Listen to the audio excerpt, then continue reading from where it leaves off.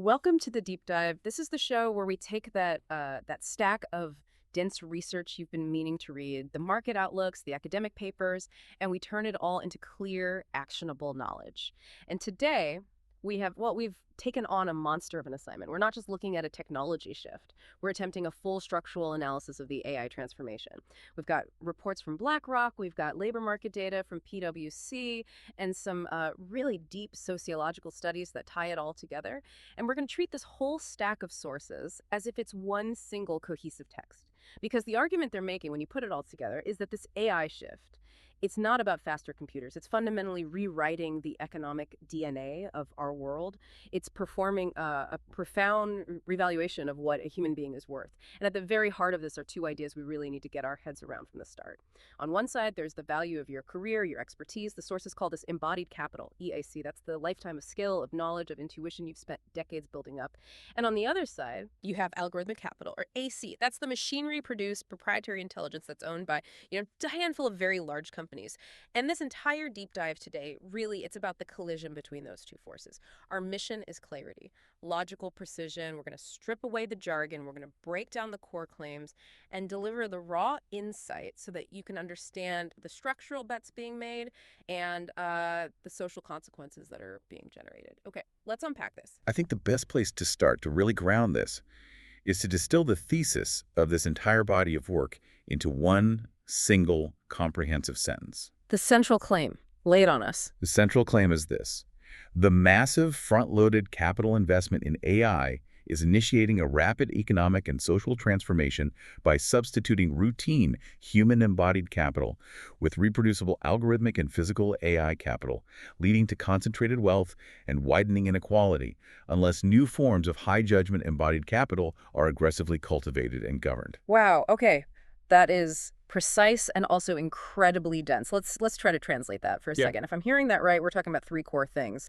First, huge unprecedented spending by a few giant companies. Yes. Second, that spending creates new kinds of capital, this AC and EI that can basically copy what humans think and do. Correct. Cognitive and physical functions. And third, this process, it immediately creates two outcomes: massive wealth concentration for the owners, and a widening class divide for everyone else.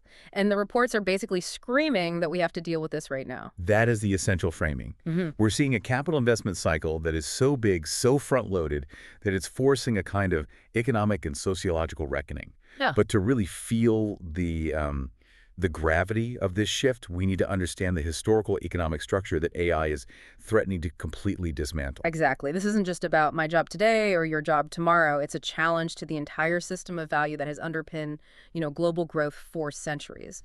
Tell us about this industrial age bottleneck that AI is poised to eliminate. Right. So the sources argue pretty collectively that AI is effectively ending the economic paradigm that was established by the Industrial Revolution.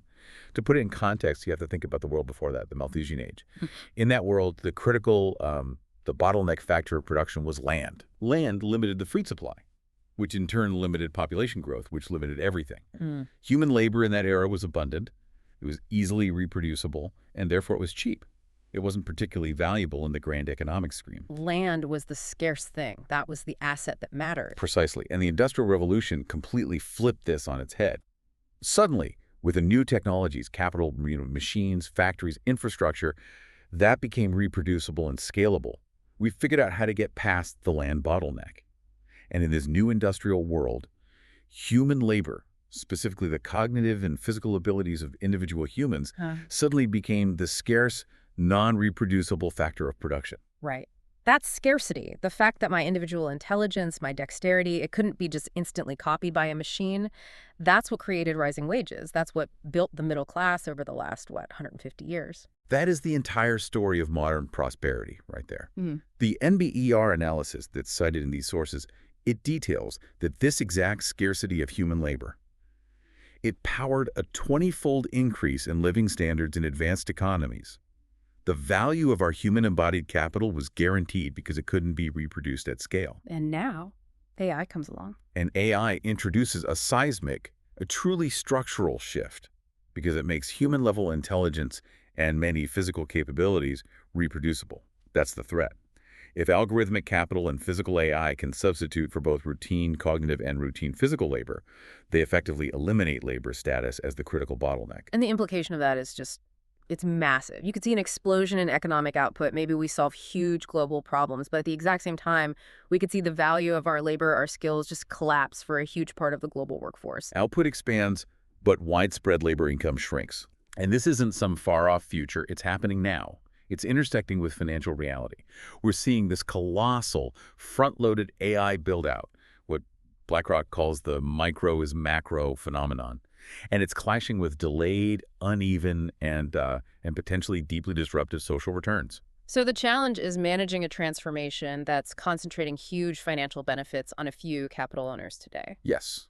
While the social benefits for everyone else are, well, they're delayed until some distant and, frankly, uncertain future, if they materialize at all. That sets the tension perfectly.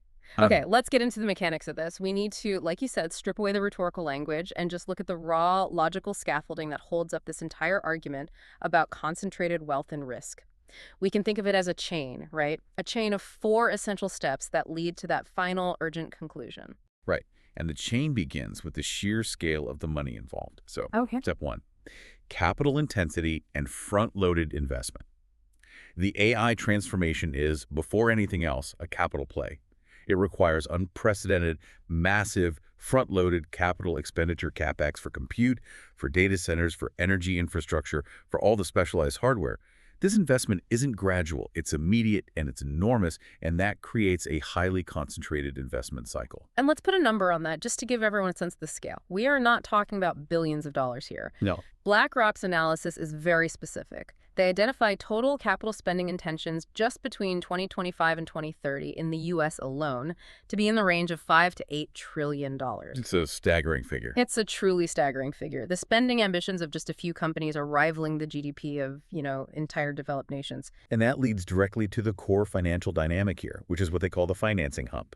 Because the investment is so massive and so front-loaded, and the large-scale revenue from widespread AI adoption is, backloaded, it's delayed by years, the builders have to leverage up heavily. They need to borrow to bridge that gap. They have to. And BlackRock points out that this need for heavy debt funding, especially in the private credit market, is happening while public sector balance sheets around the world are already highly leveraged. So step 1 establishes not just the accumulation of this massive financial capital, but also the creation of systemic financial risk because of all that leverage. Okay, so what does all that capital actually produce? That's step 2, the production of substitutable capital. This immense investment yields 2 new reproducible forms of capital: algorithmic capital, or AC, and embodied AI capital, or EAI. And the crucial part is that these new forms can substitute for, or in some cases fully codify, routine and experiential human embodied capital. And we're seeing this happen so fast. It's not just about, virtual chatbots anymore. This is moving into the physical world. Absolutely. The investment pivot toward EAI, the shift from, as they call them, thinking machines to acting machines, is surging. We're talking about advanced robotics, autonomous vehicle fleets, smart infrastructure. Mind the Bridge is reporting over $16 billion was raised in the first 3 quarters of 2025 in EAI alone. Yeah. And Citi's analysis confirms this physical AI development is aimed squarely at direct substitution of human EC in, high-volume, repetitive settings. Yep. Manufacturing, logistics, industrial maintenance. So the logic just flows, right? You have massive capital. It produces these reproducible intelligent systems. And then those systems start to eat away at the economic foundation of the last 150 years, the scarcity of human labor. Which is step 3, the elimination of the scarcity bottleneck. The substitution of human labor by this reproducible AC in EAI, it eliminates labor's historical role as the economy's primary bottleneck factor, and therefore, it eliminates it as the primary source of widespread income.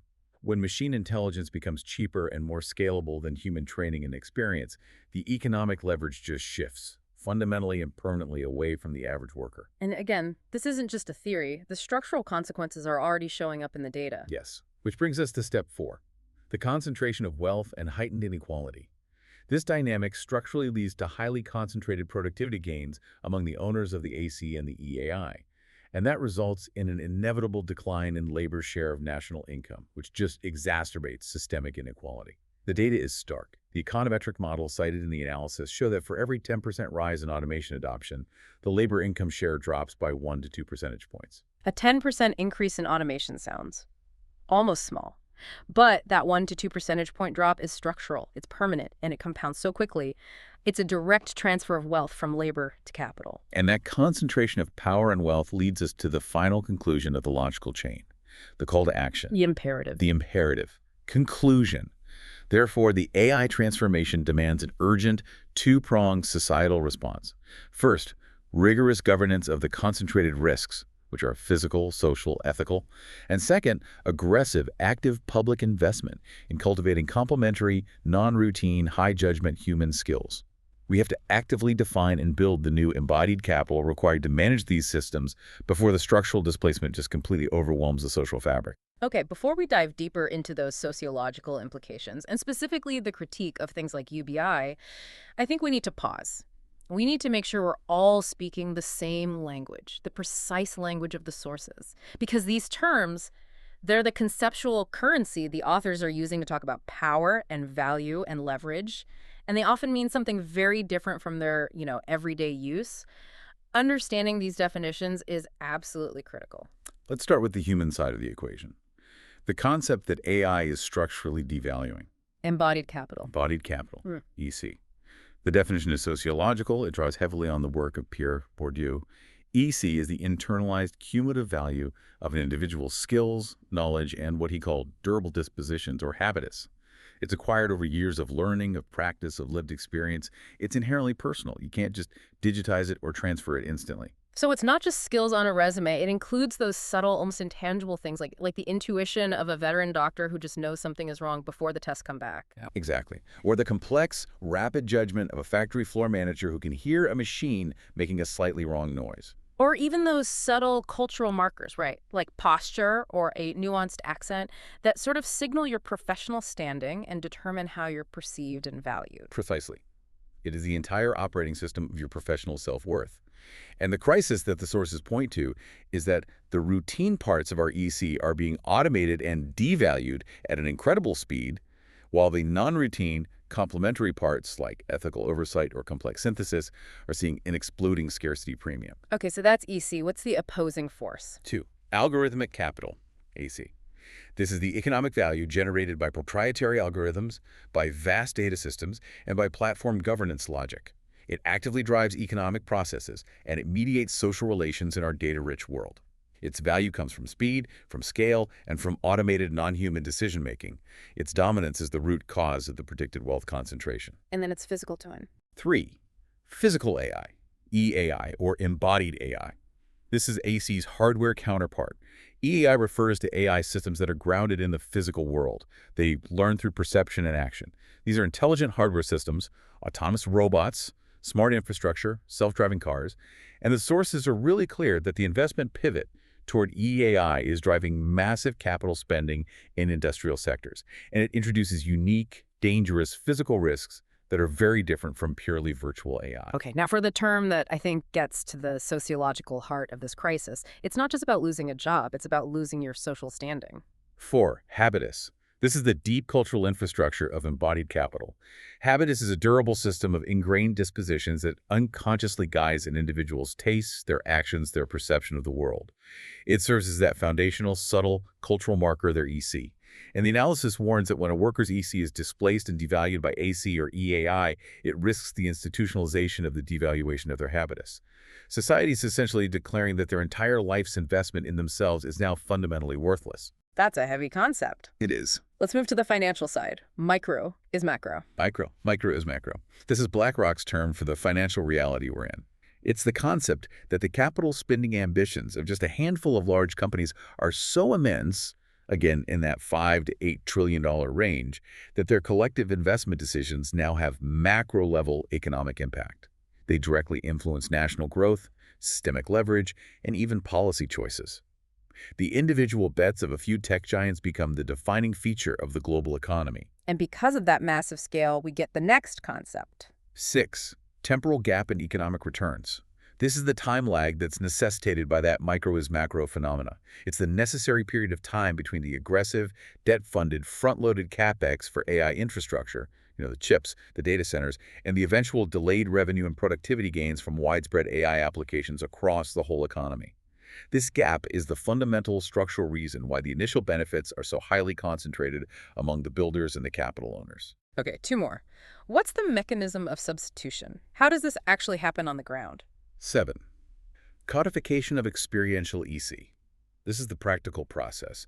It's where the tacit domain-specific know-how and the experiential knowledge of human operators, that really valuable subtle knowledge that you get over years, is extracted, institutionalized, and then reproduced virtually. Right, this is the digital twin model thing, isn't it? Where a company can map the accumulated intuition of a veteran factory worker onto a simulation framework like, say, NVIDIA Omniverse, and then use that to train a new robot. Exactly. That process minimizes the scarcity and the strategic importance of that individual human operator's embodied capital. It transfers that crucial strategic leverage, the ability to optimize performance, to the owners of the industrial data and the simulation models. And that leads to the final and maybe most important concept for where we're going next. 8. Symbolic violence. This is a concept we're about to explore in depth. It comes from Bourdieu.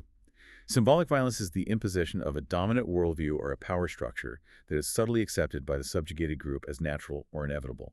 And by being accepted, it reinforces the existing hierarchies without any overt coercion. It's power operating under the guise of benevolence or inevitability. Okay. With those definitions locked in, we are now ready to tackle the deepest point of this analysis. We're moving beyond the balance sheets, beyond the labor market stats, and into the core ethical and sociological critique of this entire transformation. Here's where it gets really interesting. We're looking at a crucial paragraph that addresses the solutions people are proposing for automation.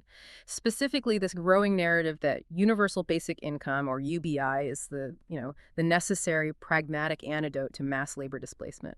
But the analysis we're looking at, it views this idea not as a form of triage, but as a mechanism of power. Right, this crux paragraph gets right to the sociological meaning of that proposal, moving well beyond simple economics. Let's just quote it in full so we can break it down. Oh, for it. Crux, quote, sociological analysis, however, views this AI-justified UBI narrative as a form of symbolic violence, articulated by Pierre Bourdieu. Symbolic violence is the imposition of a dominant worldview that is accepted as natural, thereby reinforcing existing power structures without overt coercion. By promoting UBI as the necessary solution to AI's disruptive power, the narrative serves to achieve a social license for the omnipresence of AI and the attendant concentration of algorithmic capital. This acceptance by the public constitutes a form of misrecognition, legitimizing the AI elite's power by casting them as benevolent providers of humanity's sustenance. Okay, wow. That is incredibly dense. It's blending philosophy, sociology, economics. Let me challenge this right away. Right. Isn't the counter-argument just that UBI is necessary triage? Are these reports just ignoring the potential for mass social and economic unrest if millions of jobs are automated and we do absolutely nothing to provide some kind of security? And that is the utilitarian argument, and it's a powerful one. UBI is presented as the pragmatic solution to economic insecurity. But this analysis isn't focused on its pragmatic utility. It's focused on its sociological function. The problem isn't physical survival. The problem is the legitimacy and the preservation of power structures. Okay. This is where we need to break down those three key concepts from the quote. So first, symbolic violence. When tech leaders, who, by the way, happen to own the algorithmic capital that displaced the labor in the first place, when they champion UBI, it seems generous. It looks like a great solution.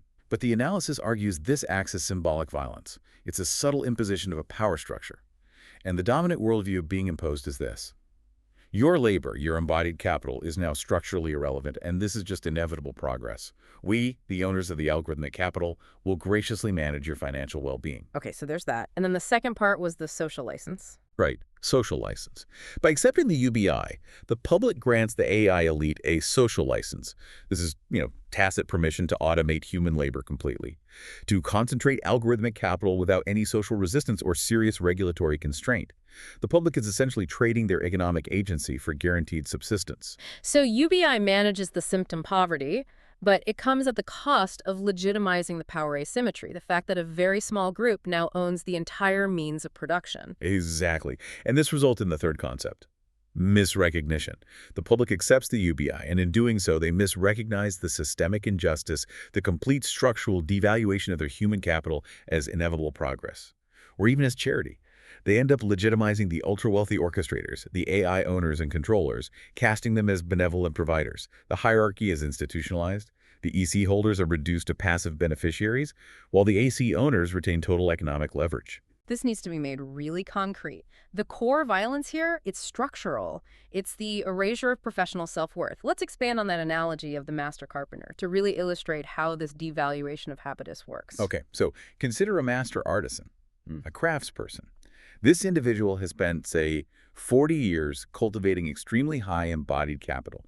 They have intricate tacit knowledge, aesthetic judgment, domain-specific know-how, a deep professional identity. That's their habitus. Right. Now, a sophisticated physical AI system, an EAI-driven factory that uses precise simulation and digital twins, it can automate that complex craft. It can maybe even execute it with greater precision and speed. The market structurally deems the carpenter's accumulated EC as redundant, irrelevant to modern production. And the utilitarian solution, UBI, steps in. It makes sure the carpenter is financially secure. They can still buy food, pay their rent. Right. They survive. But the symbolic violence is the structural imposition of a social reality where that person's entire lifetime of cultivated, nuanced skill, their craft, their unique knowledge, their way of life, is now, by official decree of the economic system, structurally worthless. The violence isn't the lack of money. It's the imposition of a social reality where their self-worth, built on decades of disciplined investment in their habitus, has been erased. It's the coerced acceptance that only reproducible algorithmic capital generates core economic value now, and the human being is just a managed liability. That sociological critique gives us the profound context for all of this. Okay, let's transition now to the immediate practical reality. What are the biggest financial players actually betting on, and what's the quantifiable impact of all this spending on the human workforce right now? Well, what's fascinating here is just the sheer confidence that financial players have in this growth story, despite all the risks we've talked about. Right. BlackRock, for instance, is overtly pro-risk. They're overweight U.S. stocks, and they say it's based entirely on the AI theme. They're viewing the potential long-term revenue as being orders of magnitude larger than the massive front-loaded capital expenditure. They're essentially betting that that $5 to $8 trillion financing hump is absolutely going to pay off. But they're not just saying, buy the whole market. They're not advocating for a rising tide lifting all boats. They're emphasizing a highly selective approach. Correct. They say the environment is ripe for active investing because the benefits are so concentrated at first among the builders that handful of companies constructing the infrastructure investors have to actively pick those winners. They also stress that investors have to be ready to pivot their focus later as the gains from AI start to spread beyond that core infrastructure and into the broader economy. Let's talk about that central historical tension that BlackRock raises, this growth breakout question. Why is the scale of this AI investment so important to economic historians? It's crucial because it challenges the fundamental trend line of the modern economy. For the last 150 years, really since the peak of the Second Industrial Revolution, all the major innovations, electricity, automobiles, the personal computer, the internet, they have all failed to sustainably break the U.S. GDP growth rate out of its long-term 2% trend. We've been stuck there for a very long time. Okay. AI is different. BlackRock suggests AI makes a genuine breakout conceivable for the first time. And the reason why is that AI isn't just an innovation that automates existing tasks. It's an innovation that can accelerate other innovation. It can automate parts of scientific discovery, of material science, of engineering itself.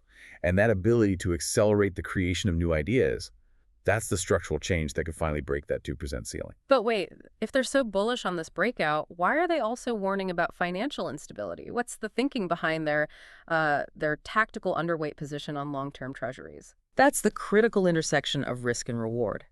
That $5 to $8 trillion investment requires enormous long-term financing, the leveraging up. This ramping up of private sector debt is happening while global public sector balance sheets are already highly leveraged from, decades of stimulus and pandemic spending. Right. So BlackRock believes this structural need for massive private capital happening alongside high public debt demands a higher term premium, essentially a higher interest rate for long-term government bonds.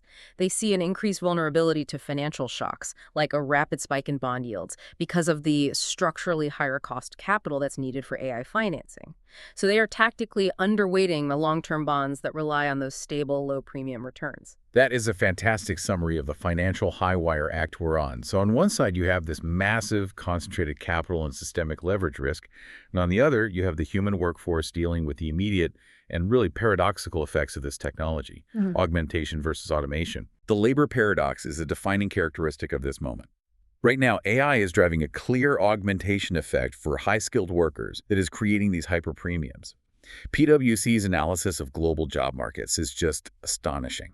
Workers who have AI skills, prompt engineering, AI auditing, system optimization, they now command a massive 56% wage premium. 56%, and that's up from what, 25% just the year before? Yes. That's a near quadrupling of the premium. That has to be the strongest possible signal from the market that the demand for complementary human skills has just completely outstripped the supply. And this premium is justified by output. Yeah. The productivity boost is immediate and it's quantifiable. Industries that are more exposed to AI adoption are showing a 3 times higher growth in revenue per employee since 2022. The AI-powered worker is exponentially more productive because the machine is handling the routine data processing, which frees up the human to focus on strategic, non-routine judgment. But we can't just look at that and ignore the other side of it, the substitution cliff. If a 56% wage premium exists for some, that has to imply rapidly shrinking opportunity for others. That's the structural issue. The Penn Wharton budget model estimates that 40% of current labor income is potentially exposed to automation by generative AI. Yeah. And we are already seeing the effects on employment growth. For jobs that are categorized as having 100% exposure to automation, potential think a highly routine data entry, basic processing employment in those jobs actually fell by 0.75% in 2024. Wow. And even jobs with very high exposure, say 90 to 99%, are seeing significantly slowed employment growth. It indicates companies are substituting capital for labor now rather than waiting for the next layoff cycle. The market is unbundling human labor in real time. Low-value codifiable EC is being automated away, and high-value complementary judgment is seeing these massive scarcity premiums. The imperative is crystal clear. You have to pivot your embodied capital. Absolutely. The market rewards ECT that is complementary to AC and EAI, not competitive with it. This is where active, continuous investment in human skills has to be focused. So what are the specific high-value skill clusters that the analysis identifies? What is this new essential embodied capital? The analysis identifies 4 clusters, and it's interesting, they're mostly cognitive and cultural, not just, learning to code. First is AI fluency and management. The ability to operationalize and audit complex AI systems, to design effective prompts, and to integrate AI into a workflow. It's a managerial skill translating technical capability into business value. Okay. Second is ethical judgment and oversight. This is about mitigating algorithmic bias, navigating liability, ensuring compliance. This is crucial in high-stakes fields like finance, healthcare, and autonomous vehicles, where the cost of an error is massive. Makes sense. Third is complex, non-routine problem solving. Pure strategic planning, deep critical thinking, and system synthesis that goes way beyond the capabilities of current algorithmic models.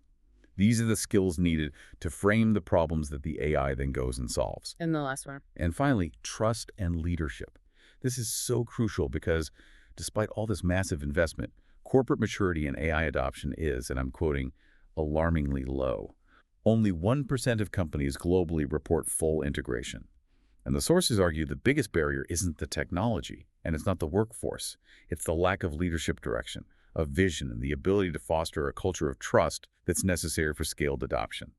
The new EC has to include the ability to lead a human team that trusts and effectively governs an AI team. Okay. We've established the philosophical revaluation of human worth, the financial concentration of power, and the split reality in the labor market. Now let's shift our focus to the physical manifestation of all this embodied AI because it introduces an entirely new category of immediate, tangible risks that policymakers are, it seems, dangerously ignoring. Right. If we connect this to the bigger picture, the current investment cycle is accelerating a pivot from the virtual world into the physical world.